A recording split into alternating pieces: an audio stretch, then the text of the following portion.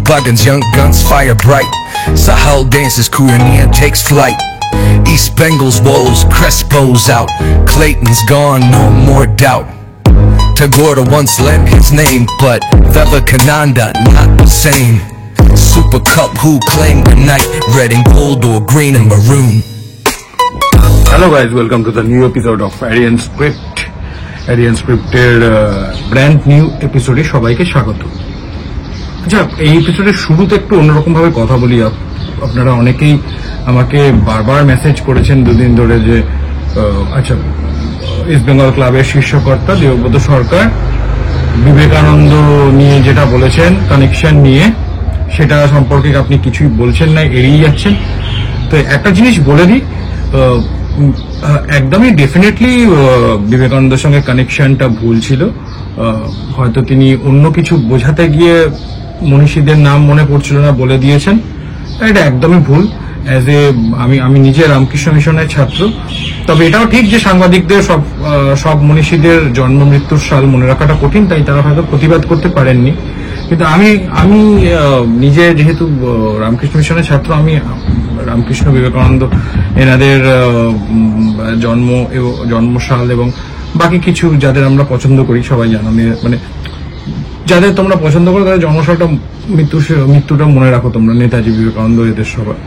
তবে আমি ওই জন্য আমার খটকা লেগেছিল প্রথম ইউটিউবটা দেখতে দেখতে, প্রথম খটকা লাগে যেটা কি হচ্ছে ব্যাপারটা, এটা গন্ডগোল হয়েছে, এটা ভুল হয়েছিল, ভালো রকমই ভুল হয়েছে। তবে আমি না ইন্টেনশনের দিকে তাকাই, সাইকোলজির দিকে তাকাই। তিনি যেটা বলতে চেয়েছেন সেটা একটু বোঝার চেষ্টা করছেন, যে তিনি কি বলতে গিয়ে আসলে তিনি ব্যাপারটাকে গুলিয়ে ফেলেছেন। তিনি বলতে গেছিলেন এখন ইস্ট বেঙ্গল ক্লাবের যে ক্রাইসিসটা চলছে না রিক্রুটমেন্টের, তো এই রিক্রুটমেন্টের শুরুর দিকে যখন 1920 সালে ইস্ট বেঙ্গল ক্লাব শুরু হয়, তখনও রিক্রুটমেন্টের একটা খুব ক্রাইসিস ছিল, মানে কাকে রিক্রুট করবো, কিভাবে রিক্রুট করবো। ওই সময় কিন্তু বাংলার, কলকাতার এবং বাংলারই বিভিন্ন বড় বড় কি বলবো, আমি ঋষি মুনি বলাটা আমার পক্ষে একটু, তখন বিখ্যাত মানুষরা কিন্তু রেকমেন্ড করে দিতেন। হ্যাঁ, তখন কিন্তু সুপারিশ হতো, মানে এটা কিন্তু শুধু ফুটবলের ক্ষেত্রে নয়, বিদ্যালয়ে ভর্তির ক্ষেত্রে হতো। বড় বড় লোকেদের সুপারিশ করা থাকলে সেখানে মানে রিক্রুটমেন্টের সুবিধা হতো। তো সেক্ষেত্রে কিন্তু ইস্ট বেঙ্গলের রিক্রুটমেন্টের সঙ্গে বেশ কিছু ফেমাস বাঙালির যোগাযোগ ছিল। আমি রবীন্দ্রনাথ নিয়ে আবার এই যে ট্রেনটার জন্য আমার বিশেষ সমস্যা হয়, আপনারা জানেন, যারা আমার 7-8 বছরের পুরনো দর্শক তারা জানেন যে এই ট্রেনটা নিয়ে একটু সমস্যা হয়, ট্রেনটা যায় এই সময়টা।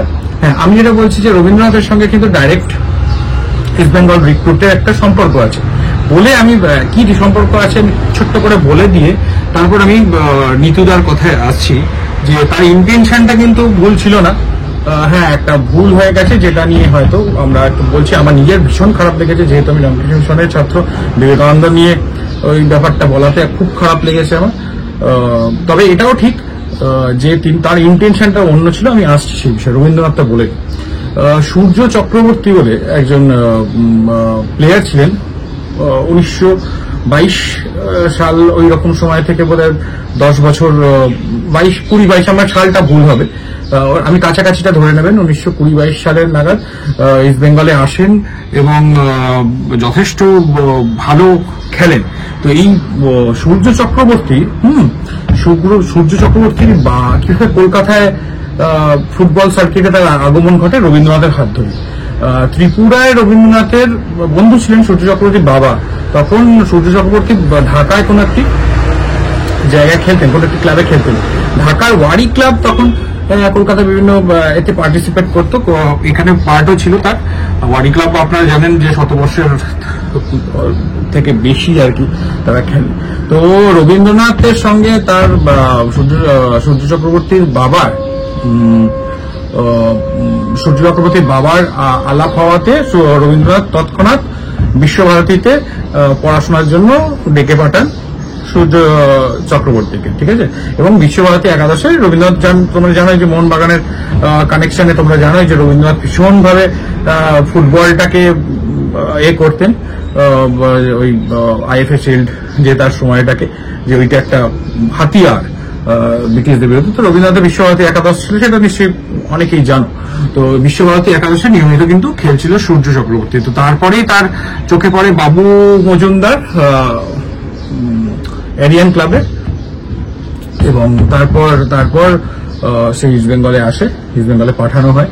তো রবীন্দ্রনাথের কিন্তু সেই রিক্রুটমেন্টে একটা সদর্থক ভূমিকা ছিল, এবং এর পরেও 20 বছর পরে 40 সাল নাগাদ খুব সম্ভবত, স্বাধীনতার ঠিক আগে পরে এরকম হবে, তিনিও 7 বছর খেলেছেন। তিনি একজন পরিতোষ চক্রবর্তী, দীর্ঘদেহী প্লেয়ার, বঙ্গবাসী কলেজের ছিলেন। তো রবীন্দ্রনাথের চোখে পড়ে একবার বঙ্গবাসী কলেজের সঙ্গে একটা ফ্রেন্ডলি ম্যাচ ছিল বিশ্বভারতী একাদশে। তো রবীন্দ্রনাথের চোখে পড়ে এবং রবীন্দ্রনাথ কিন্তু সুপারিশ করে দেন ইস্ট বেঙ্গলে খেলার জন্য, এবং সেই প্রথম আইএফএ শিল্ড ইস্ট বেঙ্গলের হয়ে যিনি তুলেছিলেন তিনি হচ্ছেন পরিতোষ চক্রবর্তী। তিনিও ইস্ট বেঙ্গলের প্রায় 7 বছর মতো খেলেছেন টানা। তো এই রবীন্দ্রনাথের সঙ্গে ইস্ট বেঙ্গলের কানেকশনটা কিন্তু আছেই, এবং অন্যান্য কানেকশনও আছে। তো এই রিক্রুটমেন্টের যে ভূমিকাটা, মৃদুতা বোধহয় ওটাই বলতে চেয়েছিলেন, যে এখন এবার বলতে চেয়েছিলেন, কিন্তু আমি এটা মানি না যে তখনকার ফুটবল যেরকম ছিল এখনকার ফুটবল তো সেরকম নয়। উনি হয়তো ক্রাইসিসটা বলতে চেয়েছেন, যে ইস্ট বেঙ্গলে তখন প্লেয়ার পাওয়া মুশকিল ছিল, এখনো প্লেয়ার আসছে না ভালো রকম, সেইটা বলতে গিয়ে বলেছেন যে ইস্ট বেঙ্গল তো লড়াই করেই সবসময় চলে, তো এই ব্যাপারটাও কেটে যাবে। এই ব্যাপারটা বোঝাতে গিয়ে তিনি যে এক ধারসে সব নাম নিতে শুরু করেন, সেইখানটা তিনি মাখিয়ে ফেলেন, এবং বিবেকানন্দের ভুলটা আমাকে তো পার্সোনালি ভীষণ দুঃখিত করেছি। তবে রবীন্দ্রনাথের কানেকশনটা আপনাদের কিন্তু বলে দিলাম, এটা কিন্তু ঠিক। আর ইন্টেনশনটা আমার মনে হয় নিতুদা ওই রিক্রুটমেন্টের ক্ষেত্রে এখন তো সুপারিশ করে দিলে হয় না। আমার মনে হয় কোনো রেকমেন্ডেশনের এখন অসুবিধা চলছে, বা কেউ বড় কোনো প্রতিনিধি যেসব মানুষ কিছু বলে দিচ্ছেন না বা রেকমেন্ডেশন করে দিচ্ছেন না যে ইস্ট বেঙ্গলে খেলুন আপনি বলে, যেটা আমার মনে হয় এটাই আক্ষেপের কথা নিতুদা বলতে চেয়েছেন। এই ব্যাপার থেকে সম্পূর্ণভাবে অন্যদিকে একটু ঘুরে চলে আসি। আমার জিনিসটা খারাপ লেগেছে, আপনারা যদি বলেন আমার টেক কি, আমার জিনিসটা খারাপ লেগেছে, তার অবশ্যই ভাবে সামনে এসে পরের সাংবাদিক সম্মেলনে বলা উচিত যে এই জায়গাটা ভুল হয়েছিল। তবে এটাও আপনাদের জানিয়ে রাখি যে রবীন্দ্রনাথ ঠাকুরের সঙ্গে কিন্তু সম্পর্ক ছিল আর কি, মানে রিক্রুটমেন্টের সুপারিশে হলেও এক্স্যাক্টলি ডাইরেক্ট রিক্রুটমেন্টে কিন্তু সম্পর্ক ছিল ইস্ট বেঙ্গলে। হ্যাঁ, তো এবার পরের জিনিসটা আছে সুপার কাপ। সুপার কাপে মোহনবাগান কিন্তু যে টিম নামাতে চলেছে বলে শোনা যাচ্ছে, সেটা হচ্ছে বাস্তব রায়ের আন্ডারে বেশ কিছু সিনিয়র দলের আনটেস্টেড প্লেয়ার, যেমন গ্লেন মার্টিন, সাহাল, আশিক কুর্নিয়ান, তারা খেলবেন। যারা গেম টাইম যথেষ্ট পাননি তারা খেলবেন, এবং খেলবেন হচ্ছে ইয়ং অভিষেক সূর্যবংশী খেলবেন, অবশ্যই ধীরেজ খেলবেন, এবং আরএফডিএল চ্যাম্পিয়ন হওয়া টিমটার 8-9 জন খেলবে। তো এরকম মিলিয়ে টিম হবে। নুনো রেসকে খুব সম্ভবত করা হবে, রেজিস্টার করা হবে ফর সুপার কাপ, তাকে দেখে নেওয়া হবে। দেখা যাক তিনি টম অলরেডের যদি যোগ্য উত্তরসূরি বলে মনে করেন, মলিনা কিন্তু চোখ রাখবেন এখানে দেশ থেকে। তো যদি মনে করেন তাহলে হয়তো দেখা যাক কি হয়। মানে পুরো ব্যাপারটা কিন্তু সুপার কাপের পরে আমরা এটা নিয়ে আরো বেশি আলোচনা করব। আপাতত দেখা যাক রেক্স স্টুয়ার্ট এর বদলি, সেটা আমার আজকের বিষয় না, সেটা নিয়ে পরে আমরা লাইভে একদিন আলোচনা করব। তো আপাতত এই টিম নিয়ে মোহনবাগান খেলতে চলেছে, যেখানে কিন্তু দ্বিতীয় ম্যাচই ইস্ট বেঙ্গলের সামনে পড়বে, এবং ইস্ট বেঙ্গল কিন্তু পূর্ণ শক্তির ইস্ট বেঙ্গলকেই পাচ্ছে কোচ অস্কার ব্রুজন। আচ্ছা, এই জায়গাটাতে একটা জিনিস বলি যে ক্লেটন ডি সিলভাকে অফিসিয়ালি তো ছেড়ে দেওয়া হয়েছে, মিউচুয়ালি টার্মিনেশন একটা হয়েছে। কেমন হলো, কি হলো না হলো সেই বিষয়ে আমি অন্য লাইভে আলোচনা করব। তো এইটা একটা ঘটনা। সাউল ক্রেসপো চোট পেয়েছেন আবার, তো তার একটা আজকে টেস্ট হবে, মেডিকেল টেস্ট হবে, এবং দেখা যাক তিনি খেলতে পারেন কিনা। তিনি খেলতে না পারলে তাহলে কিন্তু আবার লিমিটেশন এসে যাচ্ছে ইস্ট বেঙ্গলের হাতে, সেই ওই 3টে বিদেশি নিয়েই খেলতে হবে। হয়তো 3টে বিদেশি করছে, তো আমরা পেয়ে যাচ্ছি, কাকে পাচ্ছি, মেন অ্যাট্রাকশন তো থাকবে মেসি, 3 জন বিদেশি পাচ্ছি, হ্যাঁ ডিয়ামান্তাকসকে পাচ্ছি, আর ওই ছেলেটাকে পাচ্ছি, ব্রাজিলের ওই ছেলেটিকে পাচ্ছি। তো এই ব্যাপারটা হচ্ছে মানে নামও দাগ কাটতে এত অসফল যে নাম মনে পড়ছে না। তো এই নিয়ে ইস্ট বেঙ্গল খেলতে যাচ্ছে। তবে ভারত খুশির খবর যেটা, সেটা হচ্ছে ইস্ট বেঙ্গল কিন্তু স্বদেশি প্লেয়ারদের সবাইকে সুস্থভাবে পাচ্ছে, সবাইকেই, এবং ইস্ট বেঙ্গল কিন্তু এই টুর্নামেন্টটাকে পাখির চোখ করতেই পারে।